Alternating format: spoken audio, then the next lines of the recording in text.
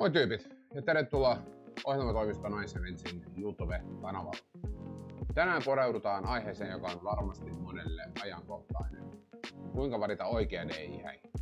Kyllä, puhutaan siitä, kuinka tehdään juhlasta musiikillisesti unohtamatta. Jos olet valmistautumassa suureen päivään, tai olet DJ, tai vaikka molemmat, niin tämä video on juuri sinulle. Ensimmäinen vinkki. Halua DJ:n, jolla on kokemusta hääjuhlasta.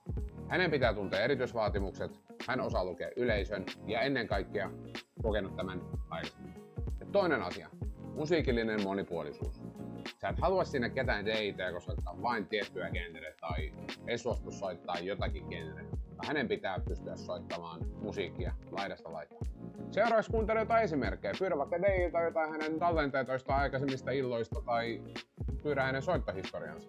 Tää antaa sun jonkinnäköisen käsityksen hänen tyylinsä tai taitojensa tasosta. Ja vinkki numero 4, joka on erittäin tärkeä, niin muistakaa keskustella DJ:n kanssa. Kertokaa avoimesti teidän musiikkitoiveet, minkälaista musiikkia haluatte, että häissäni toimii. Koska kommunikointi on avain erittäin onnistuneeseen yhteistyöhön.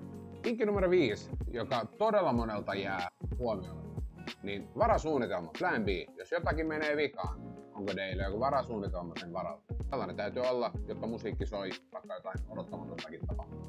Vinkki numero 6. Sähköposti, keskustelujen ja viestien lisäksi varatkaa esimerkiksi etäpalveliaika, koska henkilökemia on avainsana. Koska haluatte löytää sellaisen DJ:n, joka ei pelkästään ammattilainen, vaan myös erittäin helposti lähestyy ja hyvä tyyppi. Ja yhteenvetona DJ-valinta on henkilökohtainen päätös. Älä kiirehdi, tee taustatyötä, niin oikea DJ löytyy aivan varmasti. Jos tästä videosta on jotain apua, muista antaa peukkua ja tilaa kanava.